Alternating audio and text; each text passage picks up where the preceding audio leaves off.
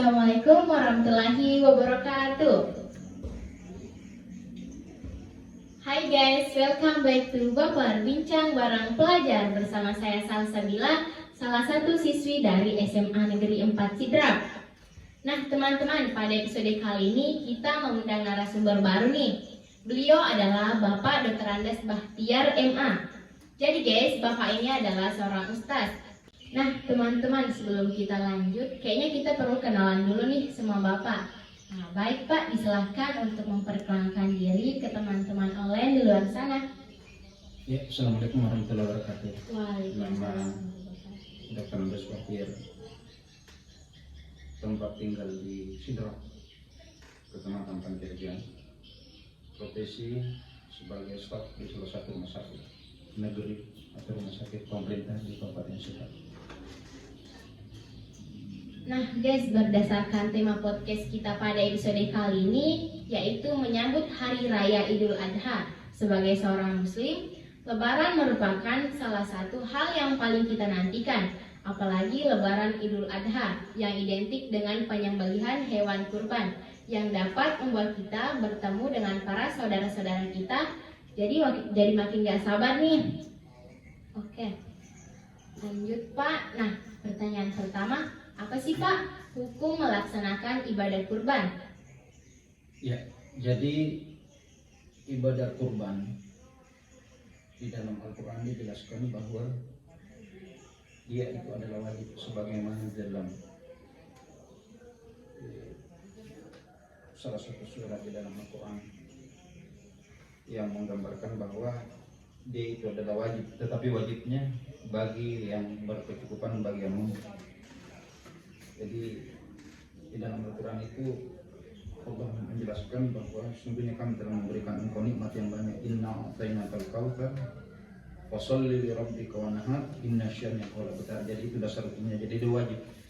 Ya, rasa begitu. Oke. Nah, pasti ada nih Pak tujuan kurban. Nah, kalau boleh Bapak jelaskan apa sih tujuan kurban?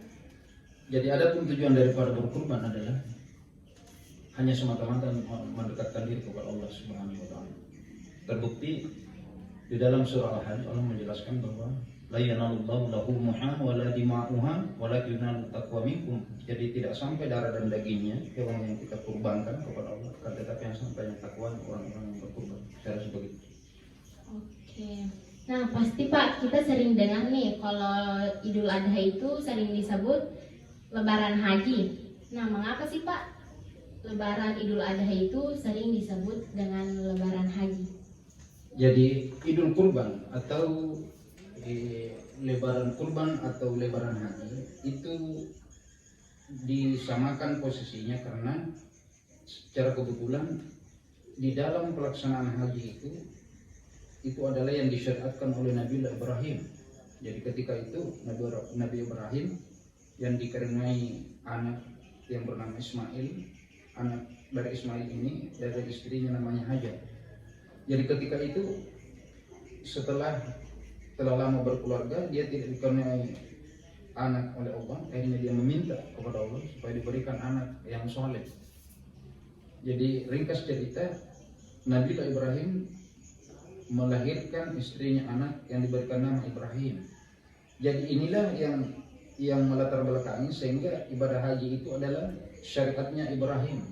Sehingga di dalam pelaksanaan ibadah haji itu bagi orang-orang yang tidak sempat menunaikan ibadah haji pada tahun itu, maka dia disunatkan berkurban di kampung halaman. Tapi bagi orang-orang yang telah berada di tanah suci pada tanggal 8 Zulhijjah, dia kan wukuf di padang Arafah. Kemudian besoknya Lebaran. Jadi Lebarannya itu tanggal 9. Jadi tanggal 8 itu semua orang-orang yang berada di seluruh dunia yang berada di Mekah, maka itu harus berada di padang Arafah untuk menyempurnakan ibadah hajinya. Sebab al-hajju Arafah, haji itu hanya di padang Arafah. Sehingga bagi orang-orang yang melaksanakan ibadah haji, dia berada di padang Arafah, sementara bagi saudara-saudara kita yang tidak sempat melakukan ibadah haji karena dengan dasar ekonomi yang berada di tanah air, maka dia disunatkan untuk salat yang Idul Adha. Serasa demikian. Oke, tadi sudah dijelaskan tentang tujuan kurban nih teman-teman. Kayaknya kita perlu tahu juga nih, apa sih Pak manfaat dari ibadah kurban tersebut? Adapun manfaat daripada ibadah kurban itu adalah supaya orang-orang yang tidak berkecukupan, orang-orang yang kurang mampu itu mendapat sentuhan atau mendapat bantuan dari saudara-saudaranya yang berkecukupan. Dalam hal ini adalah pembagian hewan kurban. Jadi hewan kurban itu tidak mutlak bahwa harus diberikan kepada orang muslim, tidak. Bisa di luar daripada muslim, berbeda dengan zakat fitrah. Zakatul fitrah itu harus kepada orang-orang yang muslim. Sementara ibadah kurban kepada siapa saja yang bisa bergembira atas datangnya hari raya Idul Adha, maka kita bisa membagi daging hewan kurban. Saya rasa demikian. Oke, nah Pak, misalnya nih ada seseorang yang ingin melaksanakan ibadah kurban, tapi seseorang itu masih memiliki hutang. Nah, apakah boleh sih Pak melaksanakan kurban tapi kita memiliki hutang? Tidak apa-apa, sepanjang hutang itu belum saatnya untuk dibayar. Terkecuali yang mau dibayarkan hutang itu yang dibelikan hewan kurban itu tidak benar. Jadi antara kurban dengan hutang itu tidak ada hubungan. Karena kurban itu adalah untuk mendekatkan diri kepada Allah, sementara hutang itu hanya ada sangkutan kepada orang apabila belum tiba waktunya untuk ditunaikan sangkutan seperti itu. Oke. Nah Pak, mungkin ada syarat-syarat agar kita bisa melaksanakan kurban. Mungkin bisa Bapak jelaskan apa sih syarat-syarat tersebut? Jadi syarat-syaratnya itu kalau kita ini sebagai seorang muslim masih terlalu longgar waktu untuk mengumpulkan uang atau mengumpulkan harta untuk berkurban. Karena kenapa? Waktunya kan sekali dalam setahun. Jadi minimal di dalam setiap harinya itu kita bisa memperoleh gaji yang lebih daripada yang kita belanjakan untuk kebutuhan sehari, itu bisa disisipkan sebagian untuk pelaksanaan hewan kurban tahun berikutnya. Jadi saya rasa tidak susah. Karena kenapa? Hewan kurban itu tidak mutlak harus sapi, bisa kambing, ya, bisa dibawanya. Bahkan yang paling kecil kalau memang tidak mampu bisa berkorban dengan perasaan saja, kalau memang kita mendoakan orang-orang di sekitar kita supaya taat kepada Allah Subhanahu wa taala ya. Iya, betul. Nah, setelah menjelaskan syarat-syaratnya, sebagai seorang muslim di dalam agama kita itu terdapat dua lebaran, yaitu Idul Adha dan Idul Fitri. Nah, ada nggak sih Pak perbedaan antara sholat Idul Adha dengan sholat Idul Fitri? Mungkin bisa Bapak jelaskan perbedaannya. Jadi pelaksanaan sholat Idul Adha dengan Idul Fitri itu sebenarnya perbedaannya hanya waktunya. Ya, waktunya. Karena kalau sholat Idul Fitri baru dilaksanakan pada tanggal 1 Syawal, sementara sholat Idul Adha dilaksanakan pada tanggal 9 Dzulhijjah. Jadi itu saja perbedaannya. Adapun pelaksanaannya itu sama. Jadi sholat dulu baru ceramah. Ya, itu perbedaannya. Beda dengan sholat Jumat, ceramah dulu baru sholat. Nah, itu perbedaannya yang paling menonjol kan. Jadi sholat Idul Fitri ada sama. Yang pertama takbirnya itu adalah 7, rakaat pertama, rakaat kedua 5. Rasulullah sunatkan membaca di rakaat pertama membaca Sabbisma, rakaat kedua membaca Hal-Ataq. Cara seperti itu. Oke, yang terakhir. Nah Pak, hikmah apa yang bisa dipetik dari ibadah kurban tersebut? Jadi ada pun hikmah yang bisa kita petik dari pelaksanaan hari raya Idul Kurban adalah semata-mata hanya untuk mendekatkan diri kepada Allah Subhanahu wa taala. Jadi termasuk ketika Ismail alaihissalam Ibrahim diberikan mimpi untuk menyembelih anaknya, maka intinya itu dia taat kepada Allah. Jadi begitu Ibrahim mendapatkan mimpi dari Allah, sebagaimana di dalam Al-Quran itu dijelaskan bahwa saya melihat engkau wahai anakku, saya sembelih, bagaimana menurut pendapatmu? Itu jawaban Ismail cuma satu, if'al ma tu'mar fa'arid anil musyrikin.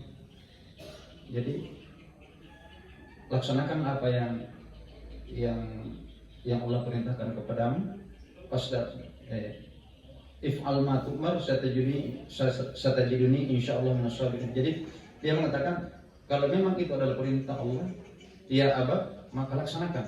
Niscaya Aba akan melihat saya dalam posisi yang sabar. Jadi intinya di pelaksanaan Idul Adha atau Idul Kurban adalah kita supaya membentuk pribadi yang sabar, membentuk pribadi yang qanaah, kemudian membentuk pribadi yang ikhlas berserah diri kepada Allah Subhanahu wa taala.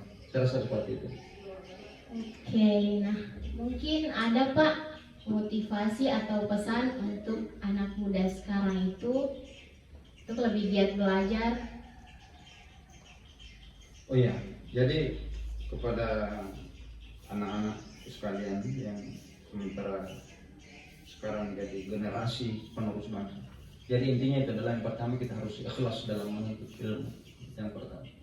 Kemudian yang kedua adalah kita harus patuh kepada kedua orang tua. Karena ketika seseorang tidak patuh kepada orang tuanya, maka jangankan kita mau masuk surga, baunya saja surga kita tidak bisa cium. Karena kenapa? Ridha Allah, ridha walidain. Ridhanya Allah dan ridhanya kepada orang tua. Artinya ketaatan kita kepada orang tua, kita patuh dalam artian kita harus selalu mendengar arahan orang tua, karena saya rasa tidak mungkin ada orang tua yang mau mengerahkan anaknya kepada hal-hal yang negatif. Semuanya pasti positif. Saya rasa demikian. Nah, ya baik, mungkin sekian teman-teman podcast kita pada episode kali ini. Terima kasih untuk Bapak yang sudah meluangkan waktunya sebentar untuk hadir menjadi narasumber pada episode kali ini. Dan untuk teman-teman online di luar sana, jangan lupa saksikan episode Baper selanjutnya, tentunya dengan narasumber yang sangat menginspirasi dan memotivasi kita. Jadi jangan lupa subscribe, like, comment, and share ya. Wassalamualaikum warahmatullahi wabarakatuh.